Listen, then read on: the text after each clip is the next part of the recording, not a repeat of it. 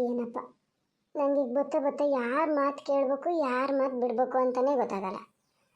ಈ ಚಿನ್ನಾರಿ ನೋಡಿದ್ರೆ ತೋಟದ ಕೆಲಸ ಎಲ್ಲ ಮಾಡು, ನೀ ಜಿಮ್ಮಿಗೆ ಹೋಗೋದು ಬೇಡ, ಎಂತ ಬೇಡ, ಎಲ್ಲ ಒಳ್ಳೇದಾಗ್ತದೆ ಅಂತದೆ. ಅತ್ಲಾಗ ಅಮ್ಮ ನೋಡಿದ್ರೆ ಬರೀ ತೋಟದ ಕೆಲಸನೇ ಮಾಡ್ಕೊಂಡಿರ್ಬೇಕಾಗ್ತದೆ ನೀನು, ಆಮೇಲೆ ದೊಡ್ಡ ಆದಮೇಲೆ ಯಾರೂ ಹಿಂಡ್ಕೊಡಲ್ಲ, ಹಿಂಡ್ಕೊಡ್ಬೇಕು ಅಂತ ಕಂಡು ಚೆನ್ನಾಗಿ ಓದಿ ದೊಡ್ಡ ಕೆಲಸ ತಗ, ಪೇಟೆ ಹುಡುಗರು ಮಾಡ್ದಂಗೆ ಎಲ್ಲ ಮಾಡು ಅಂತದೆ. ಎಂತ ಮಾಡೋದೇನಪ್ಪ ನಾನಾರು.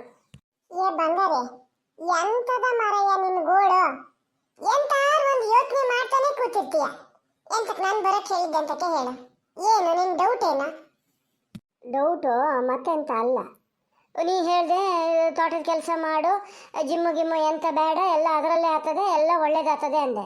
ಅಮ್ಮಲ್ಲಿ ಬೈತದ ಗೊತ್ತಾನು, ಬರೀ ತೋಟದ ಕೆಲಸ ಮಾಡ್ಕೊಂಡಿದ್ರೆ ನಿಂಗೆ ಯಾರು ದೊಡ್ಡ ಆದಮೇಲೆ ಹಿಂಡ್ಕೊಡಲ್ಲ ಅಂತ. ಅದೇ ಎಂತ ಮಾಡ್ಬೇಕಂತಲೇ ಗೊತ್ತಾಗಲ್ಲ ನನಗೆ. ಅಯ್ಯೋ, ನಿನ್ನ ಅಮ್ಮೊಬ್ರು ಎಂತಕ್ಕೆ ಹಂಗೆ ಮಾಡ್ತಾರೆ ಮರಯ್ಯ? ತೋಟಗದೆ ಕೆಲಸ ಮಾಡಿ ಹಾಳಾದವ್ರು ಯಾರು ಅದಾರನ? ಎಷ್ಟು ಓದಿ ಎಂತ ಮಾಡೋದಕ್ಕಿಂತ ಇದೇ ಒಳ್ಳೇದು ಗೊತ್ತಾನು. ಈ ಕೆಲಸ ಏನು ನಮ್ಗೆ ಯಾವ್ದಾರು ಕಾಲೇಜಲ್ಲಿ ಸ್ಕೂಲಲ್ಲಿ ಕಲಿಸ್ತಾರ? ನಾವೇ ಹೋಗಿ ಕಲಿಬೇಕು. ನನ್ನ ಪ್ರಕಾರ ಹೇಳೋದಾದ್ರೆ ತೋಟಗದ್ದೆ ಕೆಲಸನೇ ದೊಡ್ಡದು ಗೊತ್ತಾನು.